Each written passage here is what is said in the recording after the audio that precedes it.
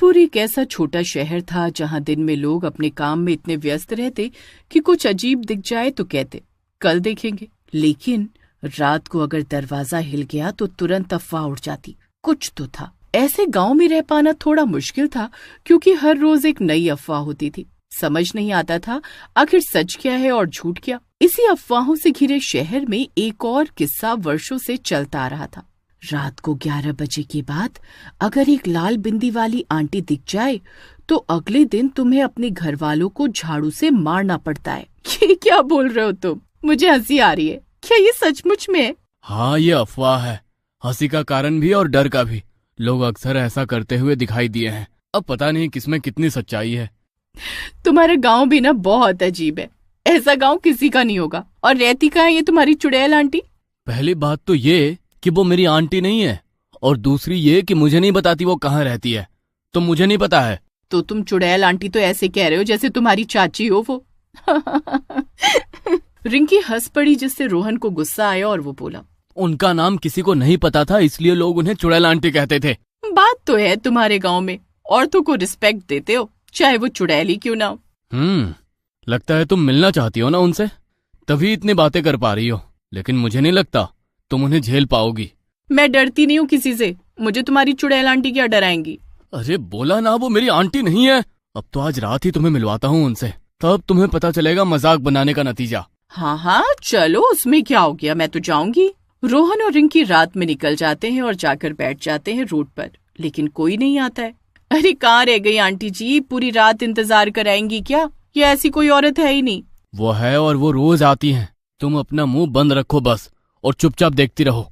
हाँ तो मैं कौन सा डांस करके इंतजार कर रही हूँ? तुम थोड़ा चुप रहोगी? वो दोनों लड़ ही रहे होते हैं कि तभी साड़ी में लिपटी, सिर पर जूड़ा, बड़ी लाल बिंदी और चाल ऐसी जैसे किसी सीरियल की खलनायिका विलन एंट्री ले रही हो।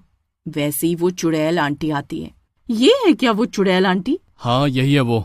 देख लिया ना, अब चलो। अरे देखने तो दो, कर क्या रही है ये?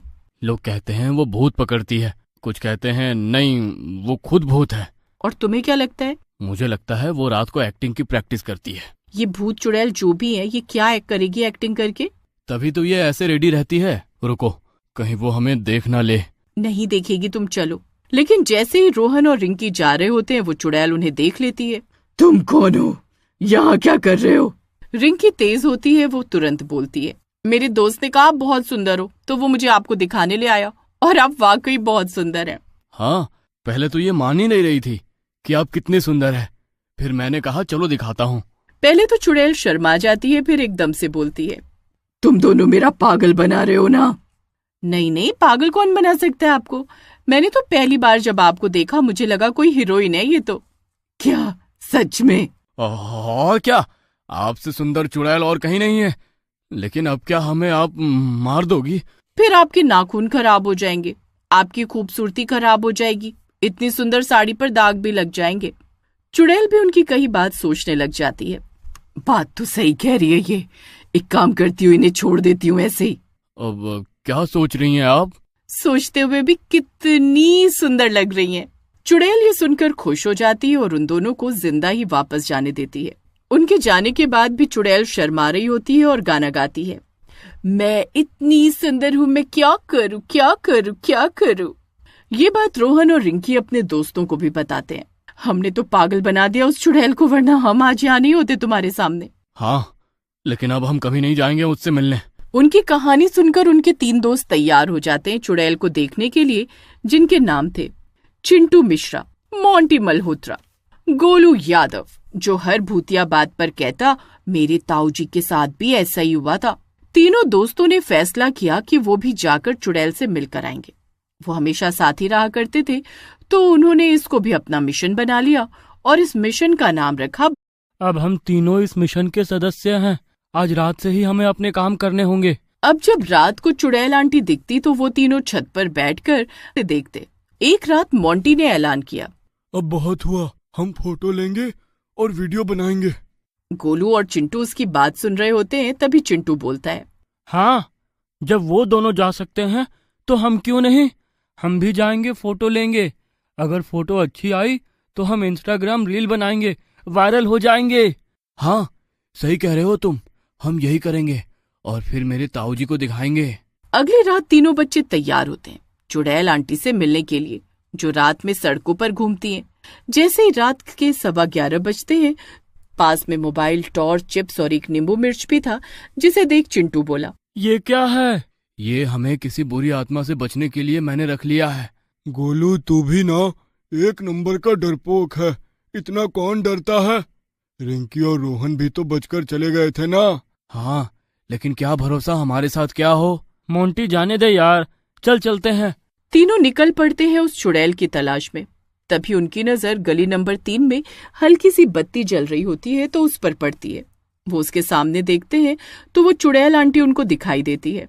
वो देखो, वो टॉर्च घुमाकर एक पेड़ को घूर रही है और पेड़ डर से कांप रहा है। या वो बस हवा है और कुछ नहीं। तभी धीरे से चिंटू फुसफुसाया, मोंटी, कैमरा निकाल, जल्दी मोंटी, कैमरा निकाल। मोंटी ने कैमरा निकाला और तभी चिंटू ने एक फोटो ली जिसमें से आवाज आई, क्लिक। तभी चुड़ैल आंटी मुड़ी और गोलू की टॉर्च सीधी उनकी आंखों पर गई। तुम लोग इतनी रात को मोबाइल लेकर कर क्या रहे हो? अब तो उन तीनों की हालत खराब हो गई। जितना आसान उन्हें ये लगा था उतना था नहीं। तीनों दोस्त ऐसे डरे जैसे मम्मी ने उन्हें चोरी करते हुए पकड़ लिया। और चिंटू मोंटी तो ठीक, लेकिन गोलू चुड़ैल को देखते ही बेहोश हो गया। अगले दिन अफवाह फैली, चुड़ैल आंटी ने एक लड़के को झाड़ू से मार दिया जो रिंकी और रोहन ने फैलाई थी। सब हमारी तरह स्मार्ट नहीं होते ना, तभी उनके साथ ऐसा हुआ है। हाँ, सही बोल रही हो। लेकिन हकीकत ये थी कि आंटी ने मोंटी को पकड़कर सिर्फ डांटा था और कहा था, रात को घूमते हो, भूतों की पार्टी में बुलावा भेजना पड़ेगा। उसके बाद चुड़ैल आंटी ने उन्हें जाने दिया था, लेकिन मोंटी ने घर जाकर पूरे दिन नमक छिड़का अपने ऊपर। इधर चिंटू ने छानबीन की और पता चला उनका नाम है पुष्पा त्रिपाठी, रिटायर्ड इतिहास टीचर। एक रात जब पुष्पा आंटी अपनी गश्त पर निकली, उन्होंने देखा कि सामने से कोई उनके जैसे कपड़ों में आ रहा है। अरे ये कौन है? तू मुझे कॉपी करती है, मैं असली हूँ। दोनों एक दूसरे को घूरने लगी। तभी अचानक हवा चलने लगी। गोलू की मम्मी ने बालकनी से देखा, हे भगवती, डबल चुड़ैल। अगले दिन टीनपुर में सबने सुना कि 2 औरतें रात में मैदान में झाड़ू लेकर लड़ रही थी। किसी ने वीडियो बनाया? नहीं, कैमरा डर के मारे खुद बंद हो गया। बाद में पता चला कि दूसरी औरत थी शकुंतला बुआ, जो अपने पुराने ड्रामा ग्रुप के भूतिया नाटक के कपड़े पहनकर आ गई थी, पर भूल गई कि ये सिर्फ नाटक था। पुष्पा आंटी बोली, तुम असली चुड़ैल नहीं हो।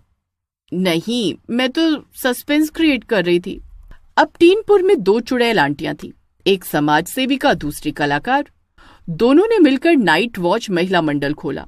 हर रात दोनों गश्त पर निकलती, बच्चों को डांटती, गली में फैली चीजें उठाती और कभी कभी डराने के लिए एक्टिंग भी करती। अब मोंटी, चिंटू और गोलू ने यूट्यूब चैनल खोला, चुड़ैल आंटी लाइव, जिसमें वो हर रात उनकी हरकतें रिकॉर्ड करते और एडिट कर कॉमेडी डालते।